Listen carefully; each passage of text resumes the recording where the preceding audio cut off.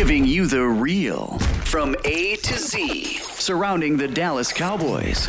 News, updates, rumors, transactions, takes, and more. So strap up, Cowboys Nation, and start your day off with A to Z Sports. Live with Will Steele. 3, 2, 1. Here we go.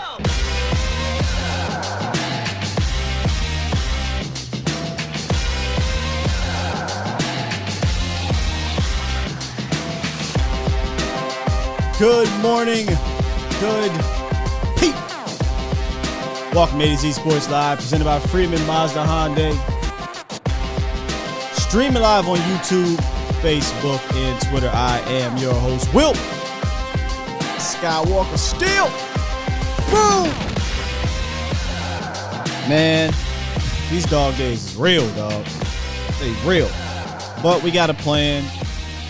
Hopefully y'all can hear me and everything's good to go. Talking Cowboys linebacker battles today for camp. We are six days away from the Dallas Cowboys starting their training camp and getting to see some of these battles actually come into play. And we are finally at that position where maybe there's the biggest question mark in regards to depth than any other position on this team. Offensive tackle. But linebacker is one of those where, you know, when I'm down there, when whoever's down there, take a look, because there's going to be some players there that may get some tick this year that normally wouldn't in any other year unless they do something else, you know, go grab a body or two. But we'll get into all of that when we get down, breaking down these camp battles. Now, obviously, we're not going to talk about Micah Parsons being a part of these camp battles, but we may have a surprise battle. I'll explain myself when we get down to the nitty gritty, but we'll be talking about some of these down roster guys. So stick around for that. And in the roundup, more rankings. It's ranking season. So we'll talk about one more ranking about a Cowboy player he's not in hot water, but the squad is preparing for the future in regards to his position. So we'll talk about him. And also, sometimes you can tell these national people, you can tell when they don't pay attention to your team. And half the reason why I started doing this, because y'all not really paying attention. So I got to get to this whole safety situation in regards to a former Pro Bowler. So we'll talk about that. And I'm going to get y'all through this thing. I ain't going to hold y'all too long. Shout out to the Bomb Squad. Bomb Squad! I'm gonna get y'all on y'all way today. We ain't gonna do nothing too crazy unless y'all want to. 351-999-3787. It's up to you, not me. 351-999-3787. And we just gonna jump straight into this thing already with a donation. Appreciate you. Super chat. J Cubed 21. Bomb Squad, stand up. What it do, Sky? What it do? Swain, safe word. I know that's like the opposite of safe word. I probably shouldn't, but for real, I don't. This is pretty cut and dry. There's not a whole lot of players here that we can dive into all crazy, because it's not top heavy. It's very bottom heavy, if that makes sense. You know what I mean? So let's go ahead and hit this roundup, and then we'll come out and see what you guys got to say about the end of this roundup. I find very interesting. I want to know what y'all got to say about this. It's time! It's time! It's time! It's time. It's time. It is time for. It's time for the morning roundup. Round 'em up, boys. Oh, let's do it. Hey, let's start off with that ranking list. Tyron Smith, who's been talked about a lot throughout this offseason with the Cowboys, he is still highly favored in the NFL. Fowler, the ESPN writer, insider, whatever you want to call him, he's continuing his top 10 list where he talks to a bunch of executives, coaches, scouts, players, and they form a top 10 list, right? We've been talking about some of them, not all of them, some of them. And Tyron Smith landed in his top 10, as he should. Came in a little low, but he came in at number 9. One coordinator had this to say about Tyron Smith. I know he's old and injured, but I don't care. Said an NFL coordinator who voted him number 1, he's still the best athleticism and strength. He's a savvy vet, and he has toughness. Once my frustration kind of fizzled from the 49ers game, I had to come back to my senses like, okay. It is Tyron Smith. When he does play, he is still among the best players, period, in this National Football League to me. Had a bad game. Dealt with more injuries than normal this past season. But his contract is so team-friendly that I was like, all right, sure. It's not like the Cowboys are going to use that money anywhere else, so absolutely bring him back, and that's exactly what they did. But we know Tyron Smith is going to get hurt. We know Tyron Smith is going to miss 3 to 6 games, and then that's where things get choppy. But when he plays, Tyron is still very much one of the best tackles in the National Football League, and he's ranked number 9. I don't know who's above him. I haven't looked at that list, but when healthy, and that maybe that's what they're doing here. They're factoring in his health. When healthy, there's no way in hell there's 8 other players better than him at left tackle. I'm sorry. Now this one comes straight out of this makes no damn sense in the world bag here. You can't see his name on there, but if you research this, you'll find his name. A CBS reporter, or I shouldn't say reporter, a CBS writer, in the midst of Jesse Bates, Pro Bowl safety, Cincinnati Bengals, going through his contract dispute with the team. He came out and said, top trade destinations for Jesse Bates. He put the Cowboys at number 2. Mr. Cody, whatever, Benjamin, I think is his last name. Sir, do you know who we are? Do you know who pulls the trigger on these such things? Have you heard of... Here comes the money. Here we go. Money talk. Here comes the money. Sir, there's not a chance in hell the Dallas Cowboys would not only trade premium draft picks. There's 2 reasons why this makes no sense. Premium draft picks for a safety and then have to pay him top market value at that position when Stephen Jones is running things. Number 1. Number 2, for the first time in a long time, I think the safety position is in pretty good shape. Now, I thought it was in good shape last year, but it's even in better shape from the top. So I don't think you need to even make this move right here. And I like Jesse Bates. But Mr. Cody Benjamin, I either A, ask you to pay attention, or B, stop using a star. Because there's just no chance the Cowboys should be ranked that damn high. In fact, flip it. They should be ranked 32nd.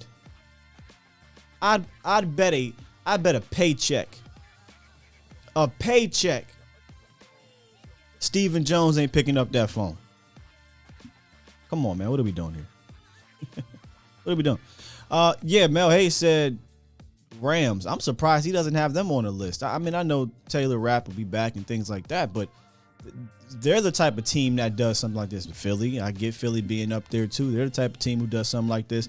But the Cowboys, what are we doing, Mr. Cody Benjamin? Come on, sir.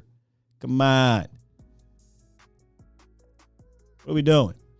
How y'all feel about that one? Jesse Bates is nice as hell, but we got Hooker though. Yeah, and that's the point about having a good safety position this year. But we got Stephen Jones. That's number 1. But see, Mr. Woods, I don't agree with this. He says anytime a player wants a bag, they use Cowboys as a team of interest.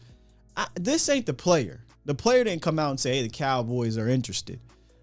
This isn't the agent coming out saying the Cowboys are interested. This isn't an interested thing. This isn't a report. This is a writer saying the Cowboys are a trade destination. They should be a trade destination for him. By the way, let me clarify that so I don't confuse you, Mr. Woods here.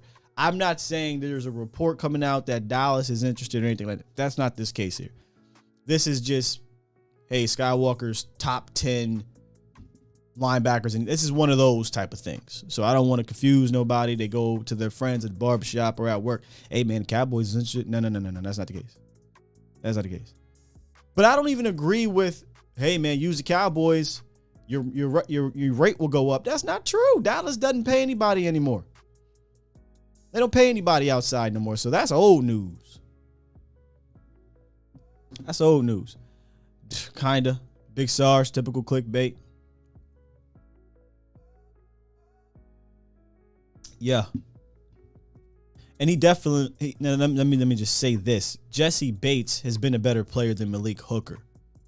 There's no denying that. However, you're not in such dire states that you need to trade a first round pick, then pay premium top dollar to Jesse Bates. Malik Hooker and Jabril Cox are a fine safety tandem. And then with Donovan Wilson, your top 3 safeties are set. That's not a position you need to go out there and make a move like this. You got to trade premium picks. You know, you don't need to do that. 2 years ago, maybe. Last year, you could argue that. This year, you don't need to do this, man. What are we doing? Toxic. Because you said hopefully I just answered that. Okay, here we go. You said, here it is. You wrote it again. You said we should always try to get better, but we are settling with Hooker. I don't think we're settling. I think Hooker is Hooker and Jabril Cox are fine. I would not feel confident in Hooker for 17 games at all. All right, question. Would you trade a first round pick? Probably more. What did what's the name go for? Minka Fitzpatrick. Minka went for 1, a 3, and like a 6. Would you trade a 1, a 3, and a 6 and then pay Jesse Bates? What is it, y'all? 16, 17 million, whatever it is on top of that, to be a Dallas Cowboy. Let's do that. Toxic and fans. Would you trade a 1, 3, and a 6 for Jesse Bates? I like Jesse Bates. He ain't that damn good. Maybe Simmons. Let's see here. Nope, not at all. Hard pass. Hell no. Nope. Scared money don't make. Is it? Would you trade? You're still not answering this question. Nope, not anymore. Hell no. No way. Toxic. Would you trade a 1, a 3, and a 6? Then use 16, 17, 18 million dollars on Jesse Bates? Or would you rather use that capital to get somebody else at a position you need? You know what I mean? You want what for Jesse? Hell nah, never, nah. Cowboy ain't doing it, sure. No. Jay said we should have made that trade years ago. Sure. Not worth it now. Absolutely not. I'm just looking for Toxic's answer here, but yeah. Okay, here it is. Yes, F them picks. We have the money. Ram showed us this works. All right, so Toxic Tom would trade a 1, a 3, a 6, and then pay for Jesse Bates. I would not do that. I like Jesse Bates. I don't think he's that much better than the safeties that you have on board right now. Justin Simmons is a different story. I love Justin Simmons. I think Justin Simmons is a game changer personally, but I'm not giving up all that. I think you're in good hands right now at the safety position. Now, you want to talk defensive tackle. I'm not saying we're not in bad hands, but if you go out and get a game changer defensive tackle, a game changer linebacker next to Michael Parsons, right? Defensive end, even though we're kind of set there, but those guys change the game more than I think your free safety would. A cornerback 2. I'm not going to use wide receiver. We don't need to do that. But sure. But the safety position right now, no. Wouldn't do it. Simmons, though. Now we're talking. I think Simmons is the best free safety in the league. Interesting conversation here. Joe, save the first round picks for next season. If it lacks this season, think long term. And I'm actually in that part of what he's saying here. I'm okay with trading away picks. I'm okay with paying certain players. But obviously there has to be context to it. This position is not the position I'm looking to do that for. Mel says it's not enough of an impact position. Tell Jabril Cox that. Daniel Jones, James, I'm sorry. I'm cool with Wilson being our backup. Yeah, Wilson being your top 3. We did this. We did our safety situation. The top 3 safeties, you're in good shape here. You're in good shape here. Boss said no. What's up, boss? This is where I'm at with it, Jay. If we were still stuck with Xavier Woods, Jeff Heath, totally different story. You were desperate enough to do that. You're not at that position anymore, man. You're just not. Now, a position, like I just said, where you should be looking to make a move at, whether it be free agency or whether it be a trade, and we talked about one of the players, Deion Jones, before, is linebacker. That's a position where they should still, I should say, be out there looking. Now, they went and signed a Christian Sam. They went and signed a Malik Jefferson, and we'll talk about one of those guys here in a second. But Dallas should not be done adding to that room. If I can for a second show you, I have the graphic up of the I call it Micah and his pride. Now, I don't have all of the guys. I don't have the Aaron Hansfords down there in the stories and things like that. We'll get to that in a second. But these are, if the season were to start today, I think these are the guys who would be on your roster. These would be the 6 linebackers, right? Or I'm sorry, the 5 linebackers on your roster if they decide to go with 5 or 6. After the top 3, and you can even consider, number 2, is very iffy. Very iffy. So I think the competition at this position is the most open of maybe any other one on the team. Like I said, backup tackle is the other position, but this position right here, guys like a Devin Harper, guys like let's go ahead. Let's just go ahead and talk about the fatal 4-way I got here for you. Got a fatal 4-way going on here. And this could turn into an all-out battle royale. Royal Rumble of sorts. There's still other guys that aren't even on this list here. Luke Gifford versus Devin Harper versus Malik Jefferson versus Story Jackson, and it can go on, honestly. And I'm talking about for linebacker 4. I'm talking about for linebacker 4. I'm not even talking about as a starter. I'm talking about for guys that if one of those dudes go down, which has happened over the last 3 years, 19, 20, 21, there has been injuries or cuts or something that's happened in the linebacker position. This is why I considered this number 1 on my list of needs right after the season was over. I bumped it down a little bit because other things were happening around us prior to free agency, but now it's back to being number 1 in that second, third wave, whatever you want to call it, of free agency, because they didn't do enough to address it. In fact, I'd argue they did nothing.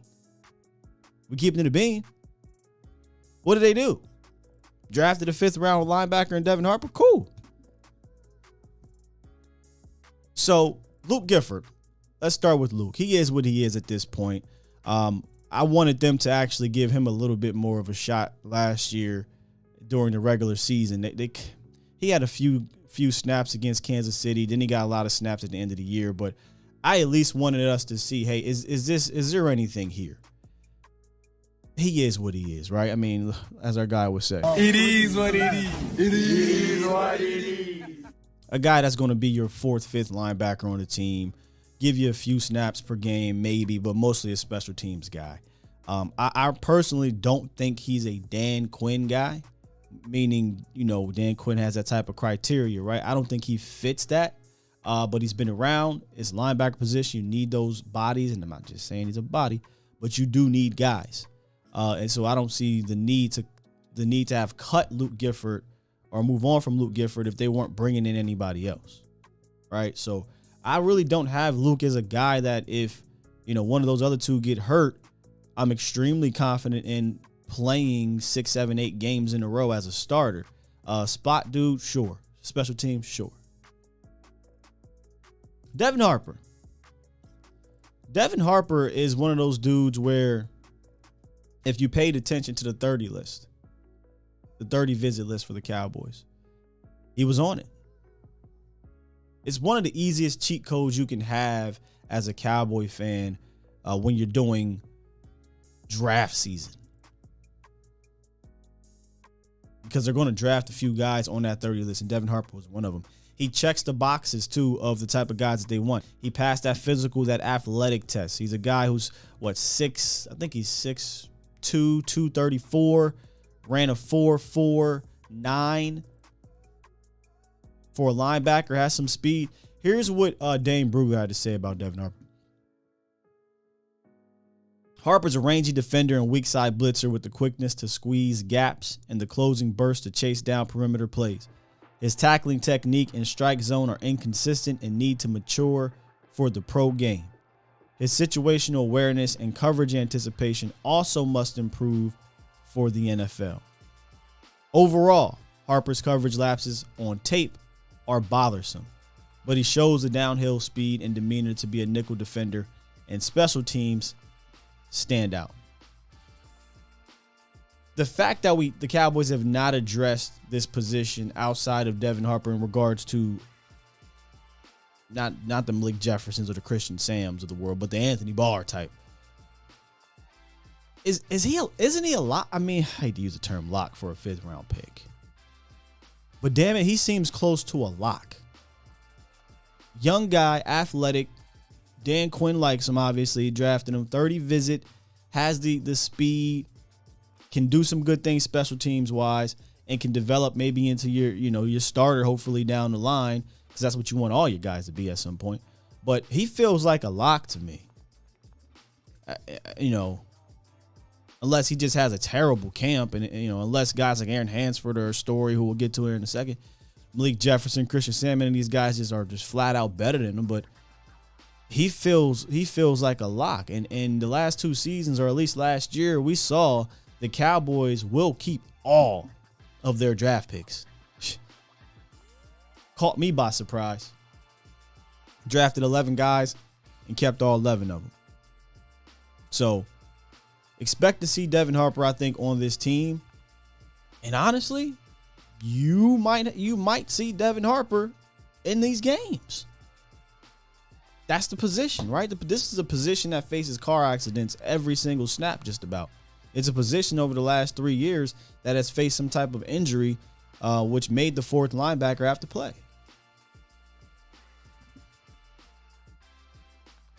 Now, this one here, Malik Jefferson, it's the Cowboys. This is what happens sometimes. Malik Jefferson, Christian Sam, guys that have been primarily practice squad dudes their entire career. We sign them. It's a dead period. It's like, hey, it's time to put the hype train on. The interesting thing about Malik is that he might make this damn team too. It's not like he's facing this immense competition. But let's just give the facts on Malik Jefferson here. This will be his 7th team in the NFL in 4 years. Okay? That's just the cold, hard facts. But coming out of Texas, or even at Texas, he was a productive player. He was a player that was looked at as a guy that could be a guy. That's why he was drafted in the 3rd round with Cincinnati. Now, whether it be injuries, whether it be circumstances, it just hasn't clicked for Malik Jefferson just yet. But would not shock me if Malik Jefferson jumps Luke Gifford. I don't think Luke's a lock here. There's no capital assigned to Luke Gifford where, hey man, it's like Devin Harper, 5th round pick, he's got to be here. Luke's a special team guy. Malik's a special team guy. Luke hasn't got a ton of snaps. Malik hasn't got any snaps really, but compared to Luke Gifford has a million times more snaps than Malik Jefferson. But if he shows out and they say, hey, we want to keep one of these young bucks over Luke, but we don't want to get rid of a veteran presence, would not shock me if Malik Jefferson's that guy. But I'm not putting a rocket on Malik's back. I'm not going to hype him up as if he's anything more than what he's been, and that's been a career. I don't even want to say backup, but a career practice squad guy for the most part. And he's played though. He's played, I think, in 3 seasons. He's played some special teams, but he hasn't stuck just yet. So honestly, I should have flipped it. I should have had Luke versus Malik. But this is a whole 4-way situation, and plus possibly a battle royale. And then Story Jackson is one of the more interesting prospects I think we have on this roster, because you want to talk about athleticism. You want to talk about production at Liberty by way of Prairie View. He's got all that in spades. You want to talk about Dan Quinn criteria? He's got all of that. Sub 230, athletic, fast. Now he's a converted safety to linebacker, so he's still young-ish at the position, right? We only have one game last year of him against Ole Miss, against a FBS top-ish school. And that game was okay. I mean, it showed some of his weaknesses, showed some of his strengths. But if he makes this team, probably will be a special teams guy. But he has some traits I think that Dan Quinn would love to play with down the line. If you go back and look at Atlanta, Michael Walker, Foye Oluokun, these type of guys were undersized linebackers that didn't get highly drafted, didn't play a ton early on, but Dan Quinn, I don't want to use the word molded all these guys, but they were under Dan Quinn, and eventually they showed something.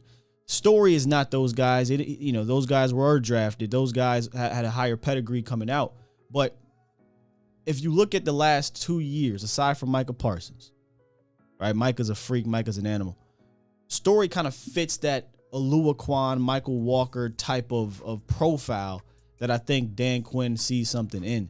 Now, it's going to be up to Story Jackson to show out at camp and in preseason to get a spot on the roster. And because of the nature of the position right now, he's got a shot. He's got a shot. We talked about this at the safety position with some of these dudes.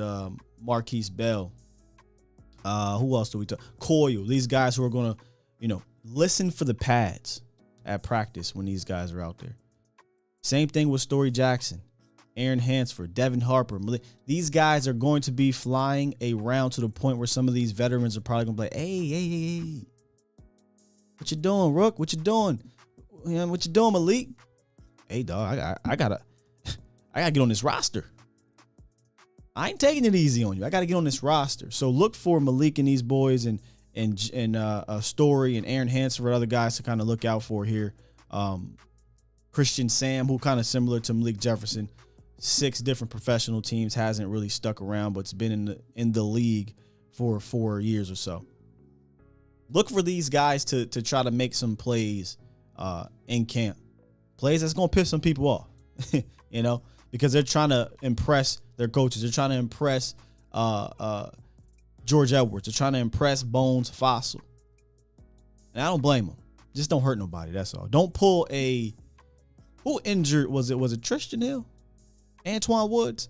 I think it was Antoine Woods who injured Gerald McCoy. Now, that was a drill. Don't do that. Don't do that. All right, let's get into the chat here. 9 Deep says we need a young vet at linebacker. Couldn't agree more. My number one guy is Quan Alexander, because I think Quan Alexander fits the Dan Quinn mold.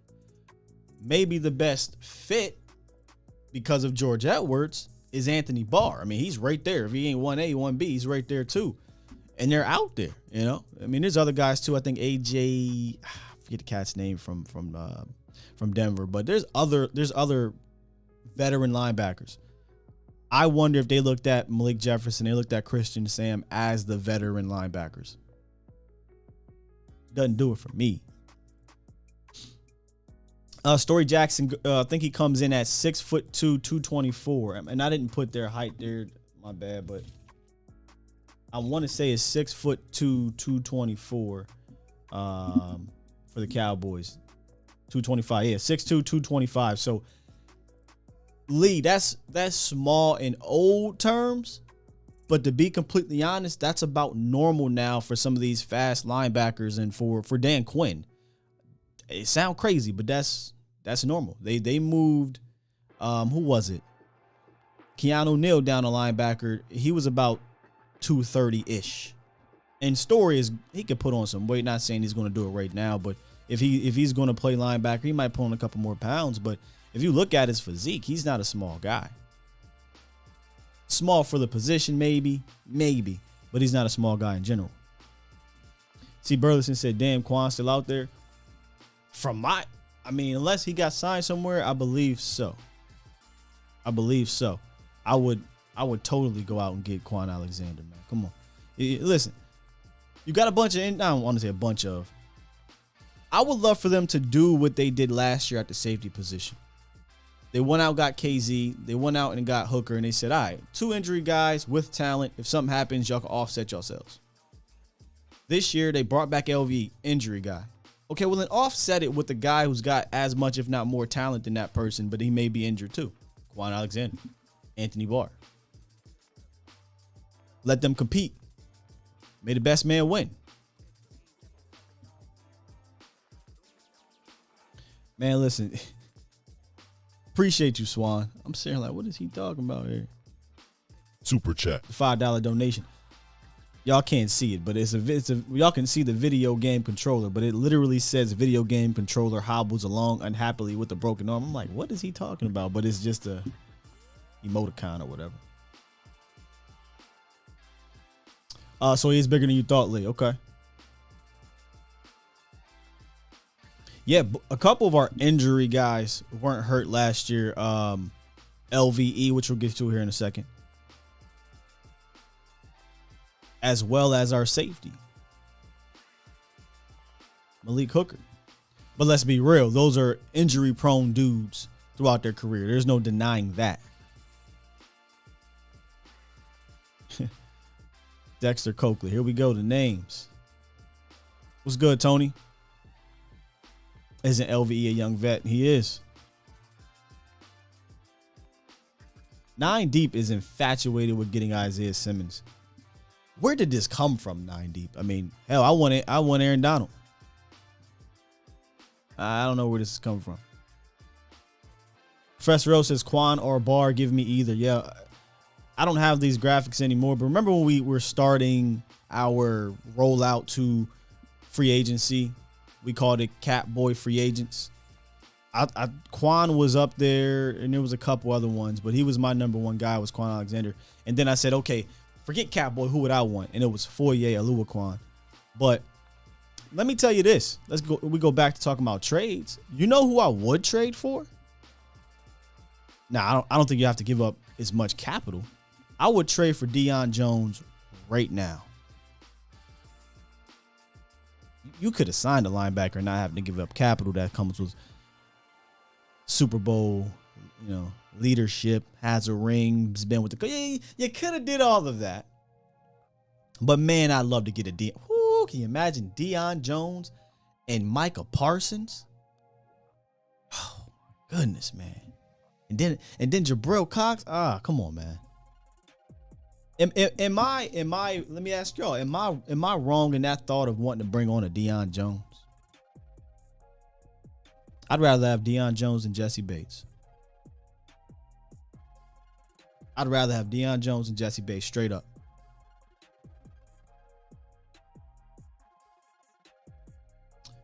I love the young linebacker. UDFA says Will. Uptown Distribution, what's good? He says, do you think we're going to go after a linebacker after training camp starts, or is our defense set? I don't think it's set. I think this could be a situation where they go in and at another position too on the other side and say, okay, let's see what we got first, and then they may address it. Because I don't know how you look at the room and you're like, we're good to go. Really? Reggie says, I like it. Facts. Jeremy said Clark is going to eat when he gets back. Now, next year, I'm going to have a totally different feel about this room when Damone Clark gets back, because I think Damone Clark now can slide into that LBE slot and give you that athleticism, give you that thumper, give you some more versatility. And we'll get to the LVE Jabril thing here. Well, I just gave it away, but Jabril thing here in a second. Professor O, I knew you was going to come with the numbers. Jones would cost $9.6 million in 2022, has 2 years left, so Dallas would likely extend. What are we doing? Give me Deion Jones, man. Michael says, do you think we have enough on defense? Wouldn't mind Deion. Do they have enough? Yeah, it got enough, I think, to still be a good defense. But I think a guy like Dion at a position that I personally think is much needed could help put them closer to being even better, right? Not even closer. We'll make them better. All right, let's get to this versus. And now, before y'all kill me on this, the LVE versus Brillo is really not a player for player. It's not like, oh, hey, whoever wins this is going to get. No. They're both going to play. They're both going to play. Jabril Cox, and this comes straight from the horse's mouth, Stephen Jones, is going to basically take over the role that Keanu Neal played last year. And before you think that was a diminished role, it was not. Keanu Neal played almost 600 snaps, 570 plus to be exact. And that's with missing, what he missed, 2 or 3 games? And I think he missed a playoff game because he messed his arm up against the Eagles. So you're looking at a guy who's going to play over 600 snaps in general. Right now, LVE is slotted in safe, in my opinion, as that, I hate to use, but that's what he is, as that guy that's going to play next to Micah Parsons in the middle. Now, when I say versus, I mean, which one of these guys at some point is going to level up enough to the point where I can't take them off the field and I got to keep them out there with Micah Parsons? Because me personally, one of these guys could potentially have the versatility to keep you in a certain look. The Cowboys aren't going to run a whole lot of 3 linebacker looks. You know, not with Dan Quinn and not in this new age. So the question becomes, can Brillo progress as a run defender? Because if he can do that, then there's really no need to just keep him as more of that nickel, that quasi hybrid guy. He can just be out there and just do a lot for you. He can stay out there. And then can LVE, and this is the big one, get back to his 2018 form where he was a guy that was all over the place. And quite frankly, was one of the best cover linebackers I had seen that year. I mean, he was giving me Sean Lee vibes in 2018 in regards to his coverage and just play in general. He was giving me Sean Lee vibes. I just don't know that LVE can even get back to that physically, because he don't look like that anymore. Physically. I think from a physical standpoint, a mental standpoint, LVE is what he is. I think his ceiling has been hit. I think what you saw last year during his 17-game run, I think it was 17 games, is what you're going to get from Leighton Vander Esch. The rest of his game is going to be dependent on defensive tackles being so good that they help elevate LVE. I don't think he offers that versatility that he once did in 2018. So when I'm looking at these two, I'm not looking at these two for the same position. LVE and Jabril Cox are not the same style of players. Not at all. But what I want to look at is, can each one of these guys do what the other is supposedly better at? Jabril is not necessarily the run guy. Leighton is better in the run department. Leighton's not necessarily the cover guy. Jabril is better in the coverage department. Because if either one of them can do that, then I don't got to take them off the field.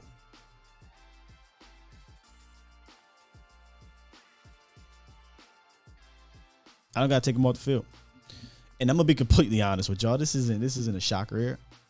I'm looking for that to be Jabril Cox. I need Jabril Cox to be the guy that raises his game up to the next level. Now, we don't even know what that looks like because he barely played last year, unfortunately. I was hoping they ripped that Band-Aid off, man. I really was. Maybe he wasn't ready. Who knows? But they didn't.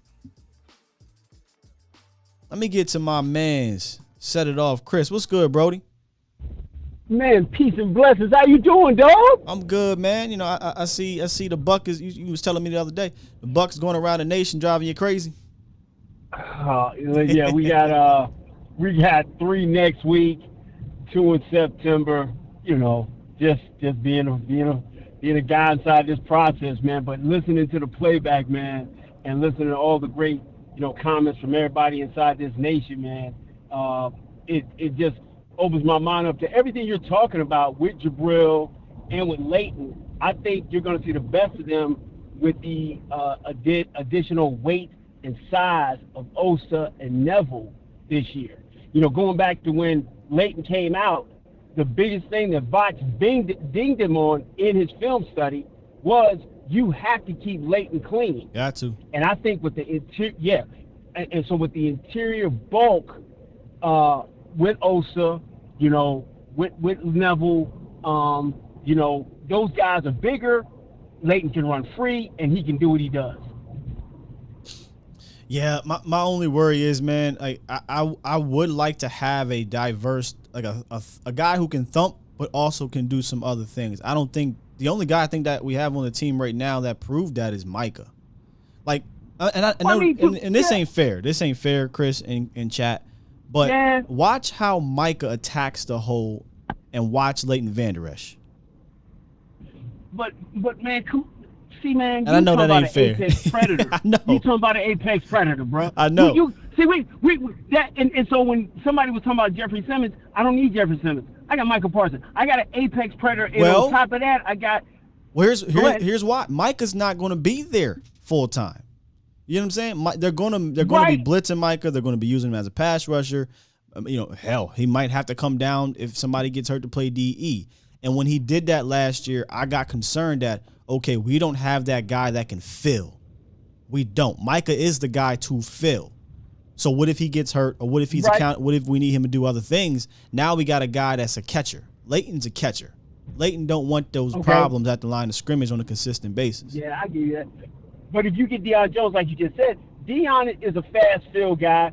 Deion will be that guy. But like you said, man, you talking about money, and when you start talking about money, come on, man. I know. You know how that dude do, man. Yeah. You know how that dude do. That dude, he a pencil pocket dude. He get on your damn nerves. You got $23 million in the boot, and he ain't spending it on nobody. Now, I think Barr would be able to be that thumper where you could have the free-flowing guy, which will be Jabril Cox, which will be Leighton Vander Esch. I think they do it, but I just hate how they try to, always be the smartest damn man in the room, man. Come on, man. Stop it. Go. If you're going to get Barr, go get Barr. Get him inside the building, get inside the culture, and walk from there. If Deion Jones is to the point that it makes sense contractually, go get him. Because I think by week 6 or 8, you're going to have to start signing some extensions on some guys. You and Vox were talking about it. You talked about it with us here. There's a couple guys, if they're playing good by week 8, you might want to go throw them a little extra cash a little early. I don't even remember last time he did that midseason. I mean, I'm sure he has done it since this, but Barry Church, maybe he's done it since then. But I know when Barry got hurt, he signed him to an extension. But I can't quite remember who else. Oh, he loved throwing some money at you when you can't get to the field. Yeah. I think you were talking the other day. You and Vox was chopping it up on the volume. The side hustle. About with Jalen's contract. I think the one thing with Jalen's contract that made it so egregious was, and I will always hold that against them, is they didn't go get Miles Jack, who was sitting right there. Miles Jack was sitting right there, and you could have drafted him. You could have drafted Miles Jack in the 2nd round, and then went and took Jalen for the feel-good story in the 4th or 5th round. And set him like you did Damone Clark. Chris, that draft in general, the first 2 picks, I think Cowboys fans will always think, what if?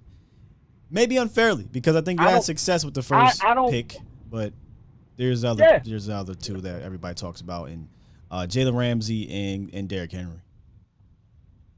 Listen, man, first off, it took Derrick Henry forever to get started, to really start. I mean, Derrick Henry's been hot for the last maybe 3 years, but, man, these first 3 years, man, they were legendary. And like I said, we've already had that conversation. We got to stop beating Zeke up because he got paid.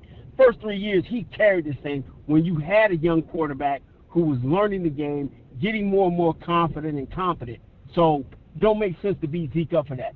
I think there are a couple guys who are going to benefit from the addition of Tyler Smith, and this year with Tyler Biotis. I know nobody likes Tyler Biotis but me. I think Tyron Smith doesn't have to look inside so much, and I think Zeke gets bigger holes. He does his thing, and TP gets more time. I think the addition of those two guys fixes so much for our team this year. But yo, I'm gonna listen on, man, and I'll check with you later, brother. All right, brother. Appreciate you. I hope I ain't open up that wound. We're not going to do this. We're not going to go back to 2016. We good. We good here. All right, let's see what y'all talking about here. Tony thinks all of them are rotational pieces except Micah. LVE's one neck injury away from AARP. I mean, hey, because he was healthy last year. You know, LVE found a way to be healthy last year, and my buttons here aren't working, but I'll try to pull it up myself. So, you know, maybe we'll get another healthy year out of LVE again. But, and this is me admitting I was wrong here. I think 2 years ago, I was still on some no. When LVE is healthy, you know, he's going to be one of the better linebackers in the league. Yada yada yada yada. I was definitely beating that drum. Go. Well, you can't look it up anymore, but I've had shows where I've said that. This was prior to the Dan Quinn situation. I think it was going into 2020. It's like, nah, man. LVE gonna be smooth. LVE got hurt week 1 in 2020. Came back, got hurt, came back, playing injured, and I'm like, you know what? I give up. He just is what. And even when he was playing hurt or healthy, whatever, during that year, he just didn't look and feel the same. So I said, okay, you know, when somebody shows you who they are, believe them, is what somebody had told me in that chat at that point. And since then, I just was like, he is what he is. If we get anything great out of him, awesome. If he stays healthy, awesome. He stayed healthy last year. And I didn't see him and I didn't see him level up. I didn't see him look like 2018. I saw a guy who was still playing, not saying he was laboring because of his injuries, but I think his injuries have taken a toll. So I don't think from a physical standpoint, LVE will get any better. And that's where, and this ain't just me. Dallas signed him to a 1-year, $2 million, $3 million deal. The league looked at LVE and said, nah, we're good. Signed Miles Jacks for $8 million. You know what I mean?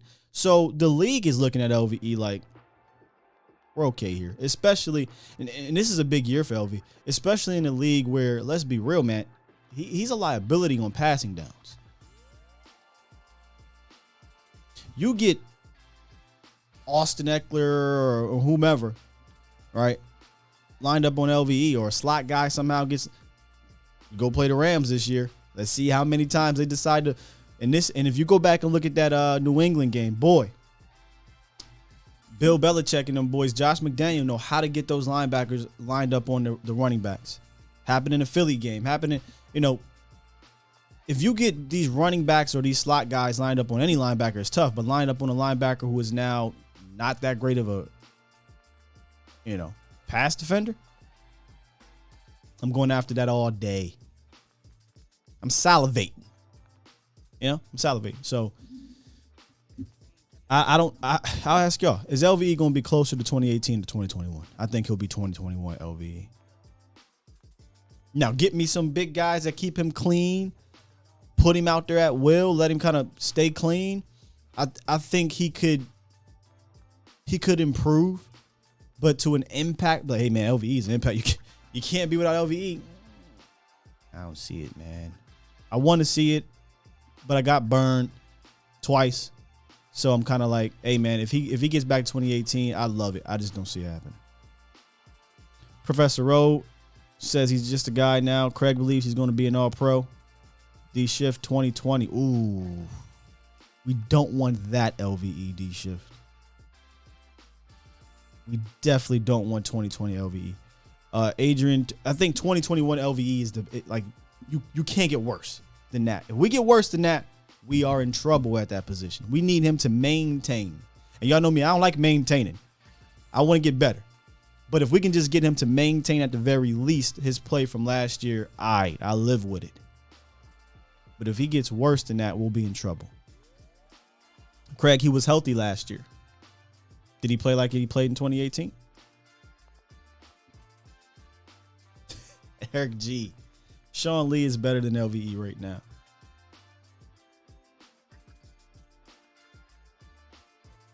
Sam Lemitra says Sam will make us forget about LVE. Two different positions, right? Well,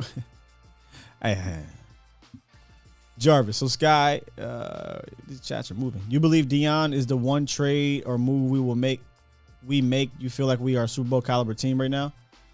So it's just two questions. So Sky, you believe Deion Jones is the one trade or move we make you feel like we are a Super Bowl caliber team right now?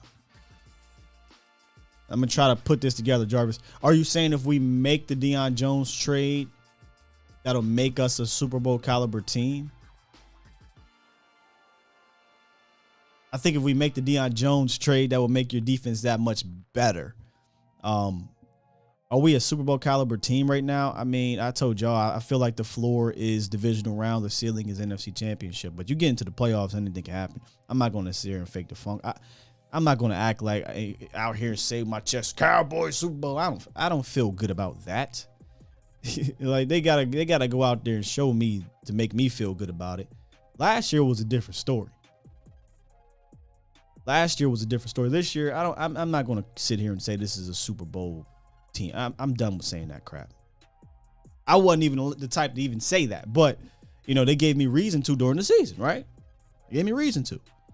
So they gotta give me reason to say that. But Deion Jones, I think, will help make this. Like, I think you're gonna lean on your D, right? So I would have leaned into the defense more this offseason to continue to elevate it. If you give me I told y'all before, if you're going to be a running team, you got to have one of these all-time great defenses, or you got to have one of these super elite defenses that are extremely stingy. So if the Cowboys are going to lean more into the run game now, right, because they got a rookie receiver, no more Amari Cooper, your other receiver may not start the season for a few games, probably going to lean into the run game, and you may stick to that. Maybe and maybe that is their identity. It has been their identity when they've been winning, right? For 15 years. 1 second.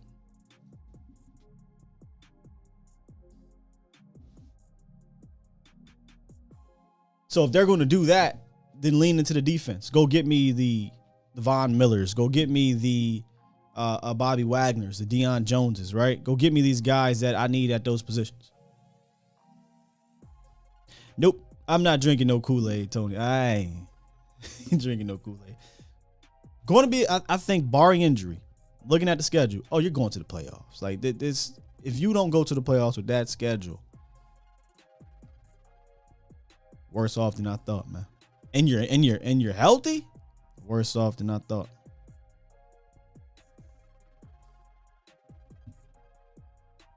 We're not trading for Deion Jones. You must have just dropped in here, Dom, 2 times. Salute to you. The name came up earlier.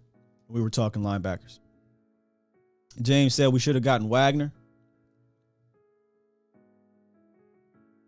Hey, Boogie. He says, let's be honest. We ain't making no damn divisional round. We're going to be fighting for the first seed in the NFC East.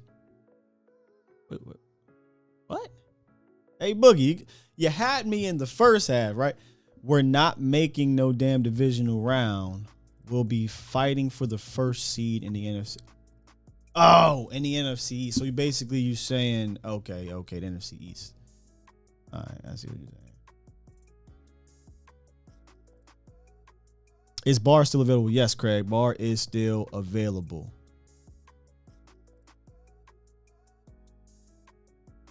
Peasy said, we might suck, but our defense might suffocate some fools. I don't think the Cowboys are going to suck. Now, injuries, that plays a factor. If we have 2020 injuries, it'll be tough. But I think this defense is going to be better. I'm just all about trying to make this defense even greater because I think you're going to need to lean into it. Craig said I'm getting wise. Does LVE skip leg days? They don't skip neck days. Whew. Y'all remember Takeo Spikes? My man's neck was bigger than my legs. That's LVE. That's LVE. Interesting, TC915. You would rather go with these young guns than Dion. Boy, you confuse me as a fan sometimes. So when you say young guns, who do you mean? I want to see something real quick.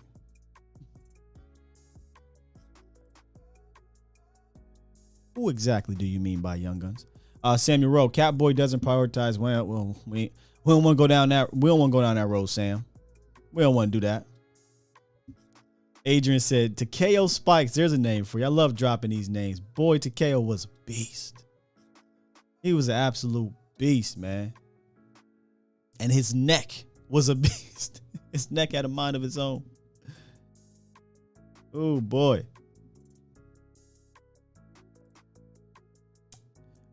Who do you mean, TC915?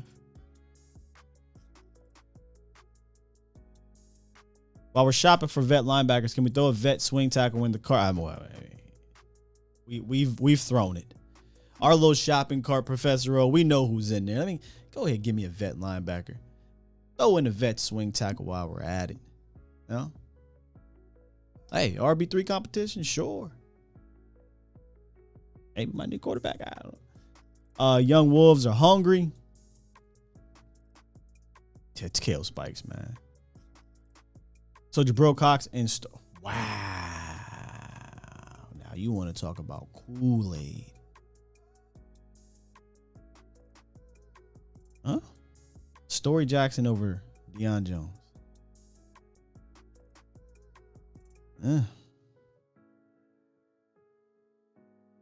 It's that season, I guess, man. That season, man. We'll get a couple more, then we're going to get up out of here. I'll keep the lines open while I'm doing this. 351-999-3787 if y'all want to call in. But I told y'all we weren't going to be long, and I kept to it. Matish, retools and needs some new exciting prospects to take us over the hump. I mean, hump players, in my opinion, hardly ever are the rookies. Now, to the exception of Michael Parsons and things like that. But usually hump players come in a form and fashion of guys that are already on your team that take that next step, and or players that have already been established around the league that cost a little bit more. And we don't do the latter. So we rely on these young bucks.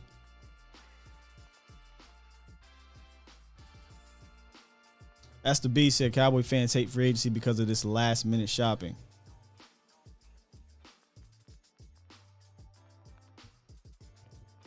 I believe in stories, Sky. Sure, I believe in them too.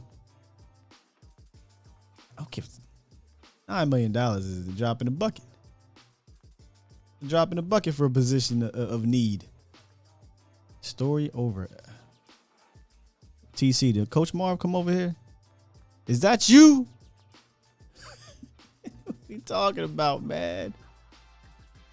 Hey, speaking of Marv, we got Marv in the building. He about to tell me how Malik Jefferson is about to become an all-pro this year. What's up, Marv? What's up, family? What's good with you? I'm listening to you laying in the bed.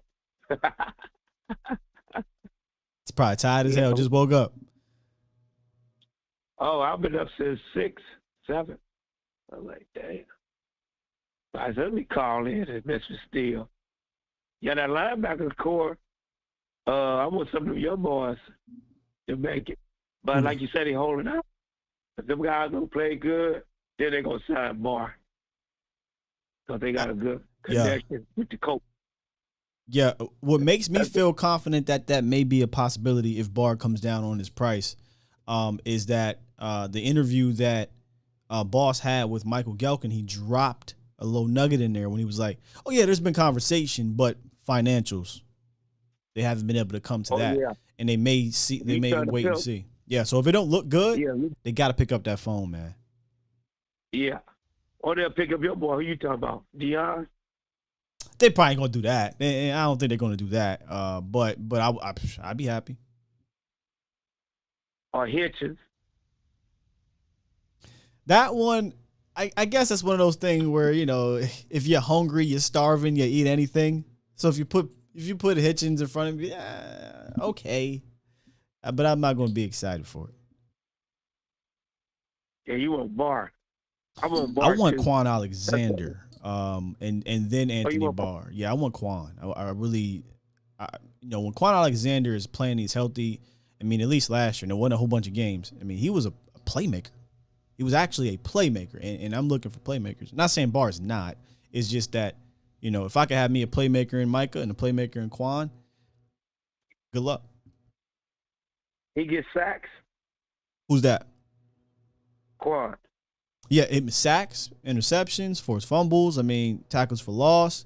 I mean, the way that the Saints used him last year next to Mario Davis is kind of how I would like to use him here in Dallas next to Micah Parsons. And he's super injury prone guy, so it shouldn't cost you a lot of money. Oh, is he healthy now? Oh yeah. He finished the season. But maybe, you know, much like some of these other guys, he wants more money or they're just like, hey man, you hurt guy, we'll sign you during camp. Yeah, that's like, well, boy, Stephen Jones told you ain't playing that. They ain't overpaying for you now. That ain't happening, yeah. Now, the coaches, like, you got to remember, his boy, that's his partner who draft for us. What's our draft guy? Who? He made like $1 million. Who be picking the picks for us? McClay? That's why they drafted. You might call him GM too. Oh, Will McClay. You're talking about Will McClay. Yeah. Yeah. Him and Will talk every day. Will like, he about to ask Will, what you think, Will? You got to remember, y'all don't be putting that in y'all mind. That Will talk to that guy every day. Will like, let's try these young boys first. Who does he talk to every day? Will and Steven. Oh, yeah. I'm pretty sure Steven and Will have conversations, and it goes something like this. Hey, Will, we shopping at Dollar General. Keep your ass away from Target. That's what we want these people over here. We don't want these people over there. Don't you bring me back somebody from Neiman Marcus. Don't you bring me back somebody from over there. Bring me back somebody from a Dollar General store that we can get some value out of for cheap. I think Will Smith be playing a big role in that talk, man. I'm telling you. Think Will Smith is going to play a big role? Like a Men in Black role, Independence Day? What we talking about here? Wild Wild West? Will is playing a big role in putting that team together. Oh, he got a lot of talk because they pay him $1 million. A lot of teams want him for GM. And Jerry told him, man, you got a team on this for good. We're going to pay you, brother. You the best. So they're not losing him. Will McClay got the best job in the Star. We draft well. I get the credit. It don't work, Steven, that's your fault. He kicking back, he chilling. Why the hell would he go somewhere? I personally do think this may happen. Let me say this. If Jerry Jones, steps down or whatever, right, when it's time to move on and Steven becomes the guy, I got this weird feeling that Steven would be like, okay, Will, you the GM, right? Here's your title. You're the general manager. Yeah, that's what he's going to be. But I still have my reservations on him allowing him to spend the money. But I think he would give him that title. I just don't know if he'll let him have the power. Hey, them Cowboys, you got to give them credit. They be drafted. I'll tell you, we're going to have some surprise in that camp. I'm telling you. Somebody that we don't know are going to be like, wow, y'all going to be at them camp when y'all here. I can see still going crazy. Man, you see that linebacker? You see that safety? Wow, where we get them from? Hey, you got to remember, the Cowboys, that other safety that Law did from Kentucky, he run a 4.3, and he's 6'3", 6'4". He played corner and safety, and he's a gunner. He's one of the best gunners in college, and he signed with the Cowboys late. Here we go. From Kentucky. For the Marv special. My special. Hey, I like them diamonds in the rough, baby. I love speed. You know, me and Law love that speed, man. Speed kills. Yeah.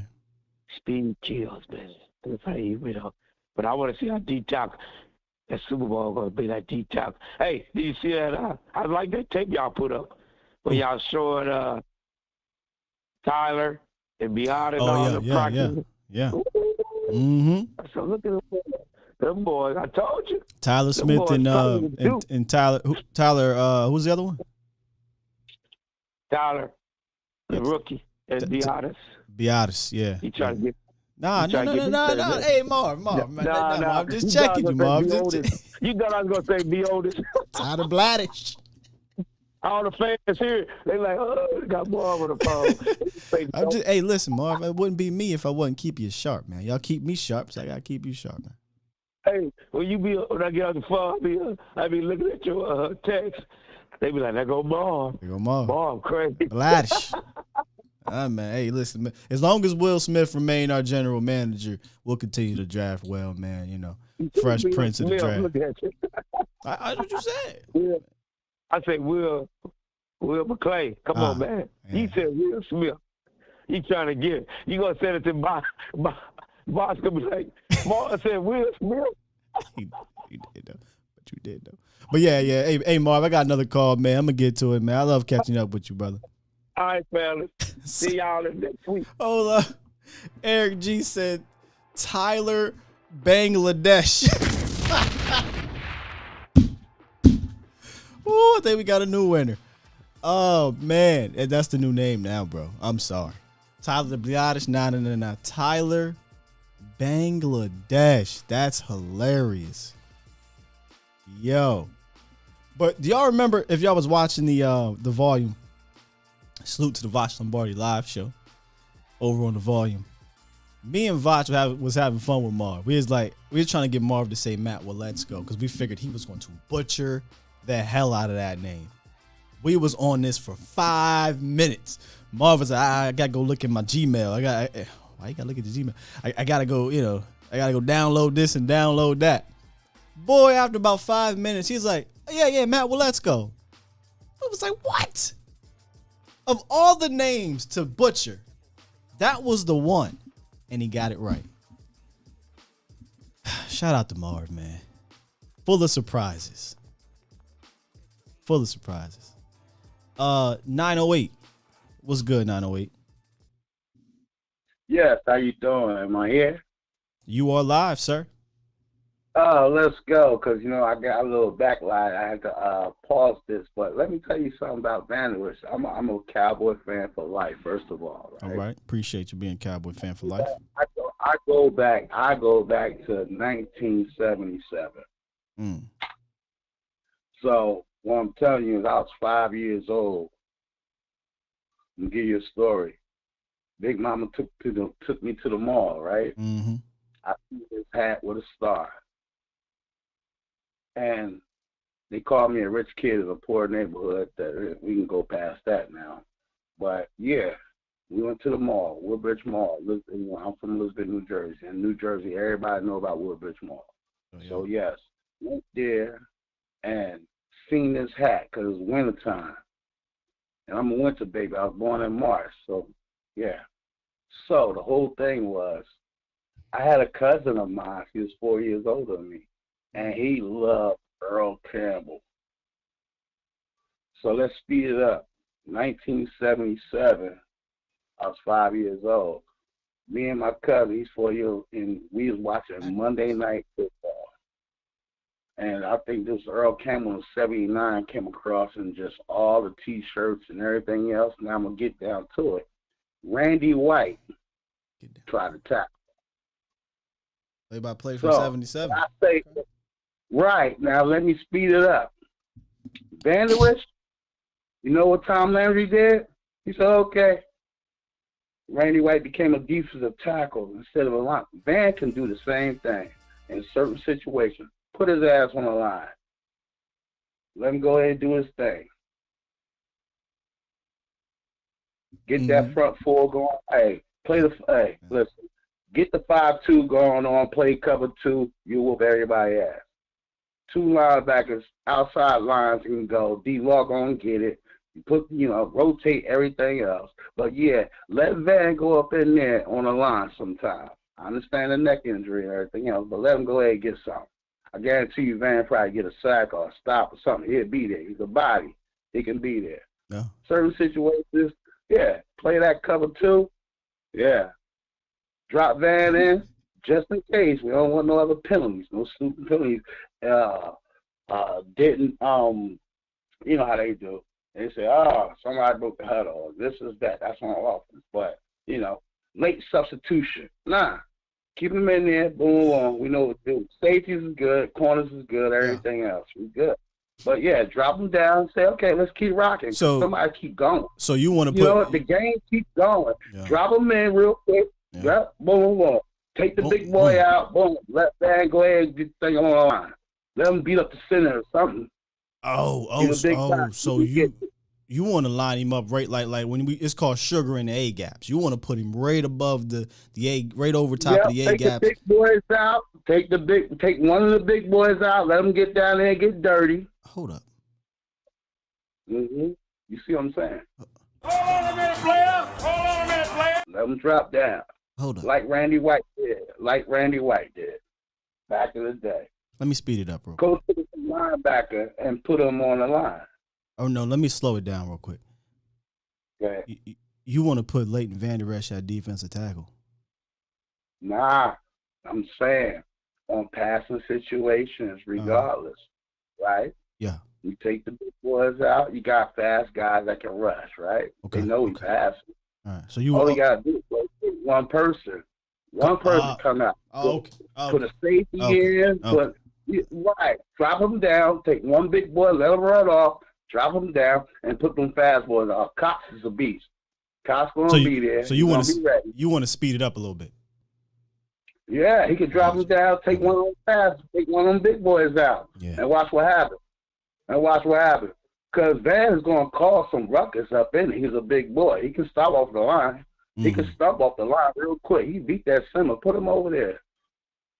Yeah. Hey, man.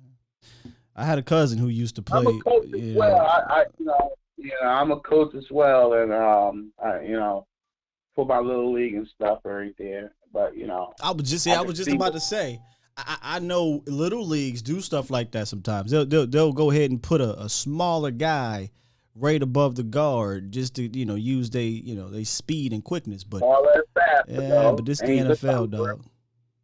Stop that! No, listen, not just that. I play high school and college too.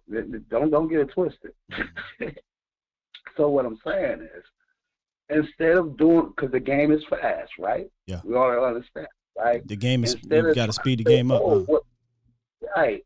Instead of, he's out there on second and long, right? You want to say, we got to put 2 in. Now, drop his ass down and bring another one in, take one of them fast guys out, bring a speed guy up in there to cover.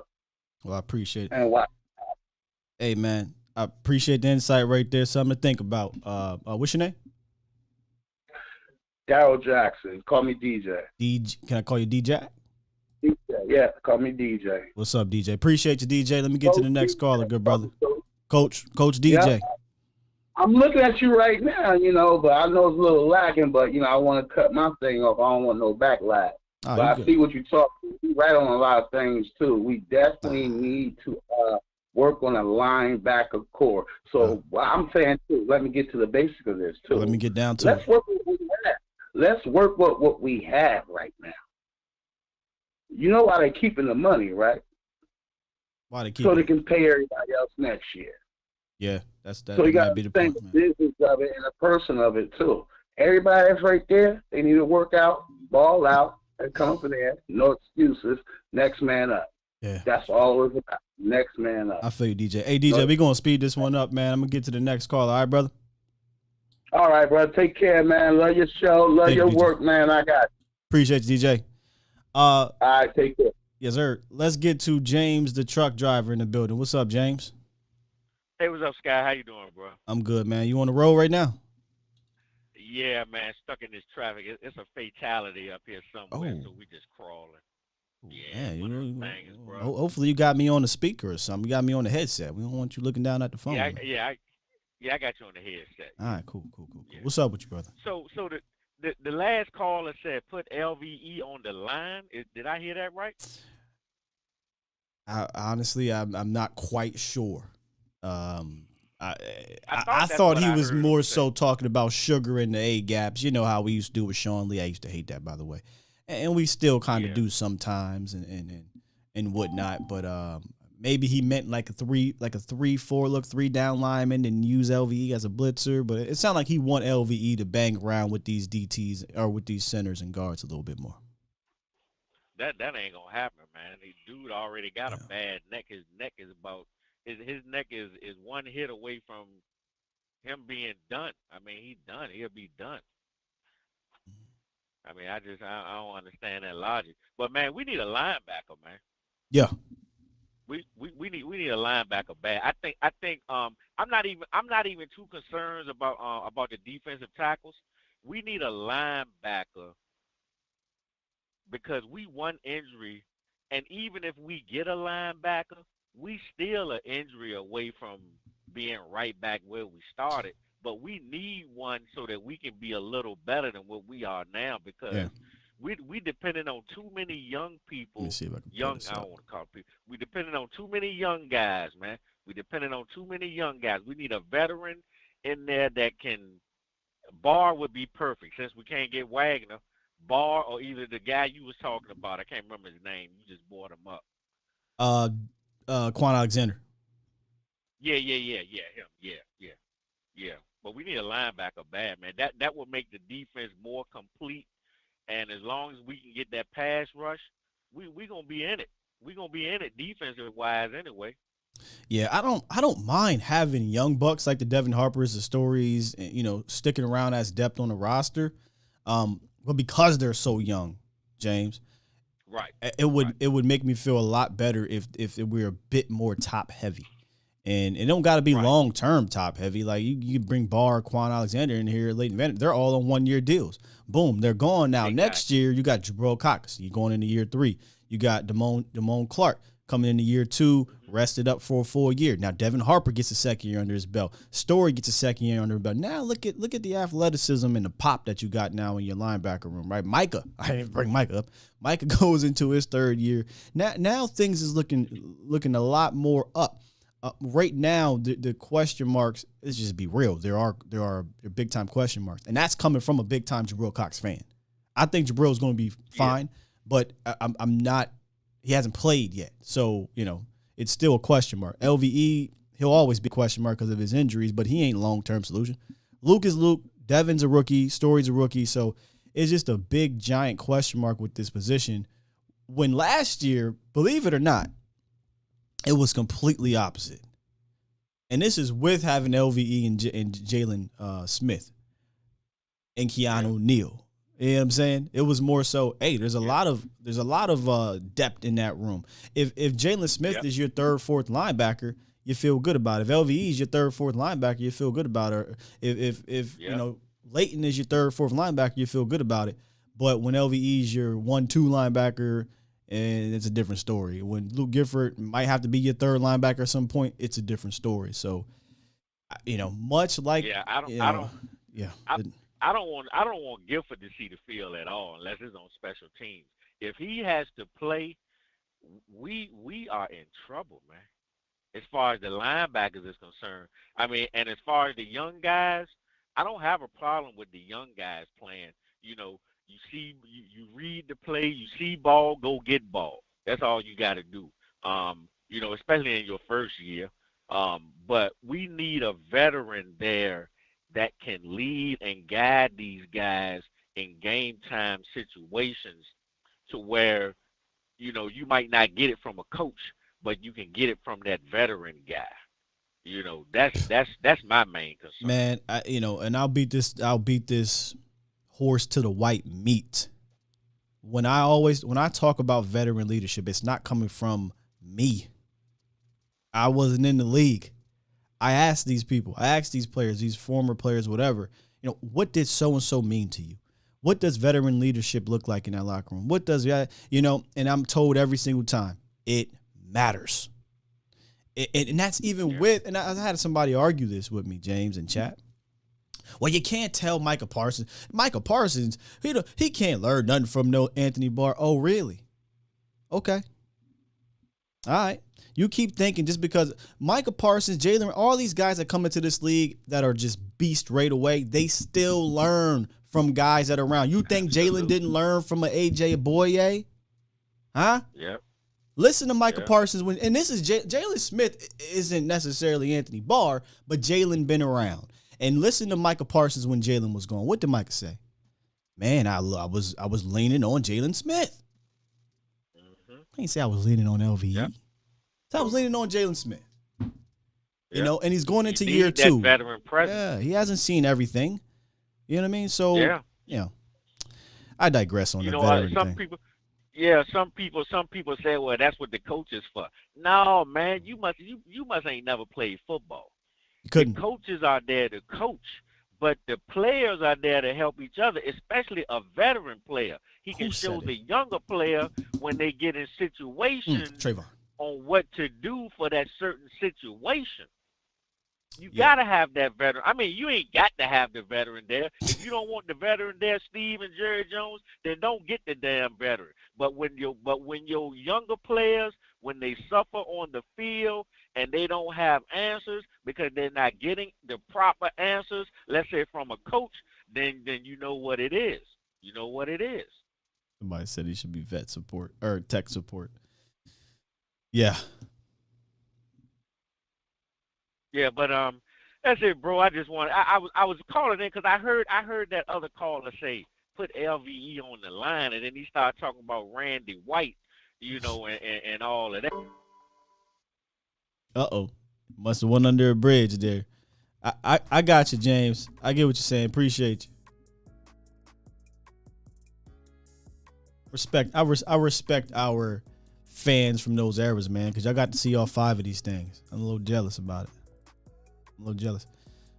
Party with the stars. Do we got faith in Quinn or not? I mean, of course. I think everybody has faith in Dan Quinn.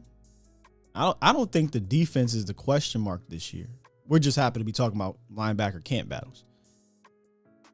The offense is much more of a concern than the defense, says William Burney. Yeah, I agree. Why I don't call him trash? Hey, man, that was that. I'm just saying, go listen to Micah Parsons when he was gone. Go listen to him. I'm not saying Jalen is this great leader or was this great player. But I would definitely love to invite and it's not just any old guy, technically, right? Malik Jefferson's a veteran. That's not really what I'm talking about. I would like to get a guy who's kind of, and I bring up this conversation all the time with Bryant McFadden, where he talked about, guys in that room who had kind of been to the pinnacle, whether it be Super Bowl champions or whether it have been, all pros or pro bowlers who have played at the top of their game for a long period of time and garnered respect in this league. And that can tell you things that they've seen and they were able to combat and et cetera, et cetera. I would love to have somebody in there like that. Not just for just that, but damn it, we need it. I'm not trying to just bring a guy in there because you've been in the league for 20 years. But all right, man, we got a couple good callers, so we're going to lock this thing up. We'll read here. See, this is what I love. I got the content out in an hour. Y'all helped go a little longer with the calls. That's why I always say, y'all want it to be a long show, it could be a long show. And that's exactly what y'all did. So we got it in there, and we'll hit this chat and head on up out of here. Mel said Jalen came across as very supportive, but maybe that was fake. Well, I take you.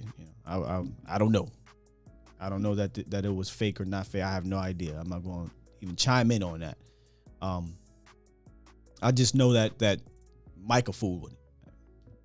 LVE clearly loved Jalen Smith.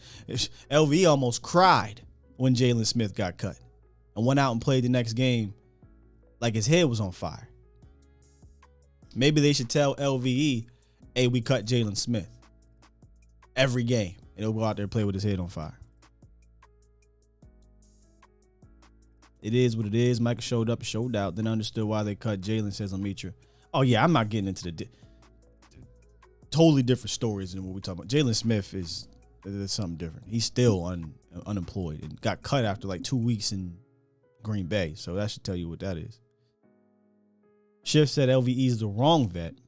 First piece of advice was proven wrong. Are you talking about the funny thing about that advice from LVE? I think what he was saying came from a good space. Maybe it could have been delivered differently. Maybe he could have said something differently. And that's maybe the problem of us having that insight. If I may, Schiff, I think you're talking about Hard Knocks when he told Micah, in essence, slow down. But he said, you can't make every play. Micah said, the hell I can't. And the one play, and Boss know exactly the play I'm about to talk about. And y'all probably know too. The one play that that shows that is against the Vikings. I hope I got the formations right, but I want to say Micah was in the middle. Mike in the middle. LV was on the outside. Could have been reversed, regardless. LVE had the angle. For whatever reason, he's just floating. It looked like he was scraping with nobody on him to scrape, meaning he's just going horizontal. Micah looked at that alley. Man, get the out my way. Beeline. Tackle for loss. One might say, LVE might say, hey, what are you doing, man? I was going to make him come back inside to you. Micah said, dog, forget all that. I'm going to get this tackle for loss. So that play to me, when LVE said, hey, man, you can't make every play. Just got to do that play to me stands out because it's like, I mean, he ain't wrong. Sometimes you can play hero ball and get you in trouble. Malik Collins was famous for that. Malik Collins, former defensive tackle. But, boy, go watch that play. I think I might even have it in the highlights. My button's acting funny. I got to fix some things. He literally shoved LVE out the way. Get out of my way. If y'all don't know what play I'm talking about, I'll find it for you. It's funny play. It's a damn good one by Micah, though. Now, Jay said Micah checked it. Measured Kool-Aid. I love that saying by Boss. Measured Kool-Aid. I'm all out of Kool-Aid, though, Boss. I just got water in here now. I just got water. Shoot. Or coffee to get me through it.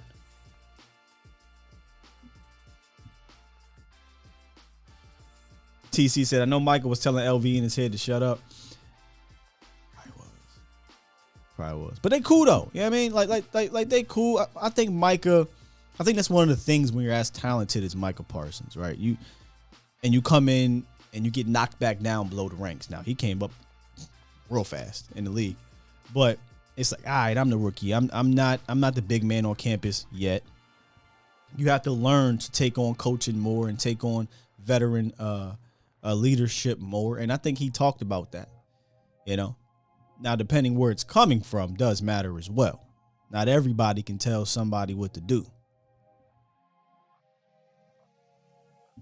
I will FedEx you some Kool-Aid, says T-Hawk. Nah, I need my Kool-Aid made by the Dallas Cowboys.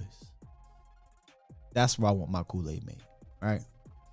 I want y'all to make my Kool-Aid. When I say y'all, I mean the stars, the players, coaches. I done made too much. I made so much Kool-Aid, I done caught diabetes with these Cowboys over the last 15 years or whatever. Good stuff today, man. D Shift said, you ain't even got a pack of Flavor Aid. The off-brand. The off-brand. Nah, water more healthy for me. I'm trying to remain healthy. I done took in all the unhealthy stuff. Got played. Y'all don't want me to come down with diabetes, do y'all? Come on, man. Listen, do me a favor, man. If you enjoyed the show today, hit that like button. I know some of the day ones of the Bomb Squad has already done that. It's easy, it's simple. It's the freest way to help support the channel. and the growth, whether it be A to Z or your boy Sky's brand. Let me just go in here and make sure I didn't miss any of your guys' super chats as I was talking my ish.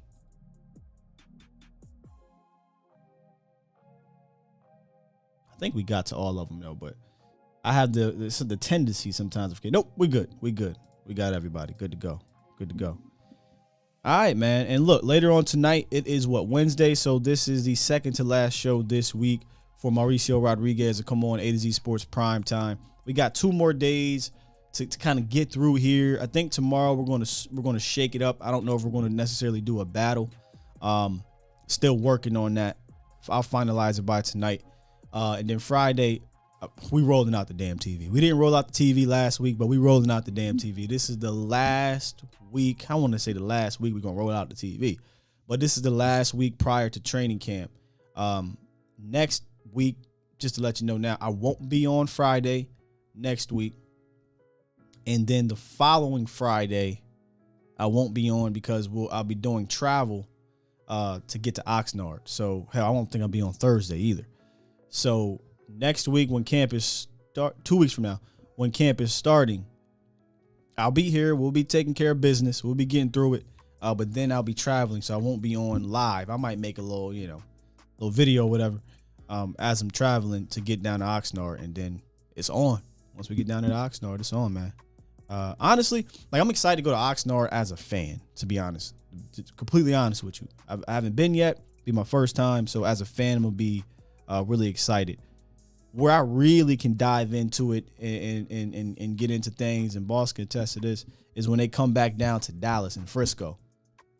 When they're in Frisco, you're in the environment, you got the little VIP section, you know what I mean? You're sitting there, you can actually really talk to some of these players, people that are close to them, the actual players.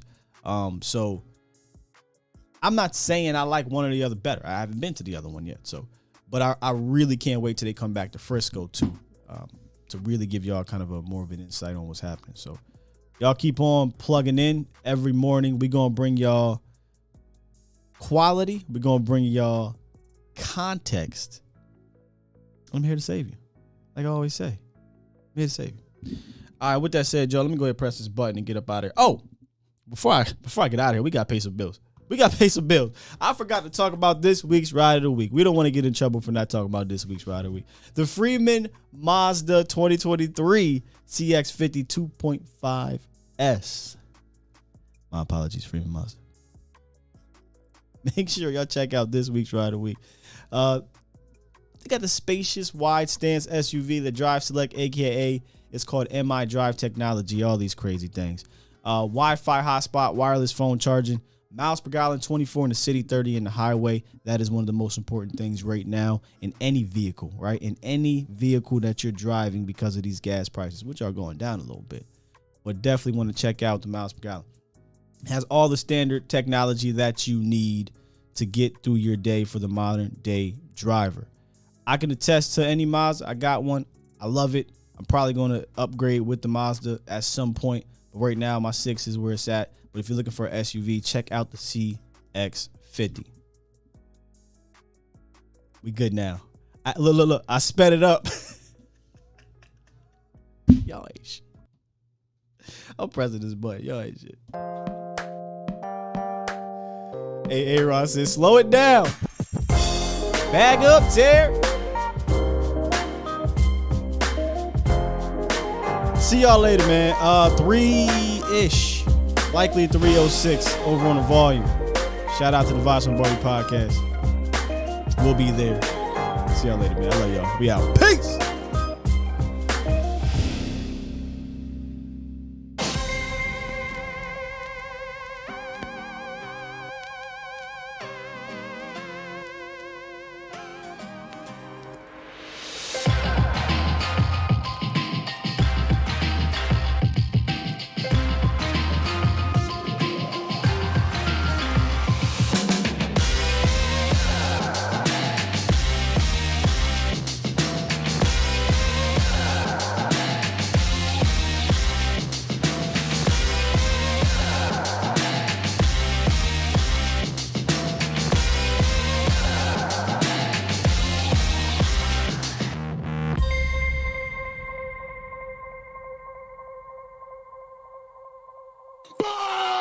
Squad!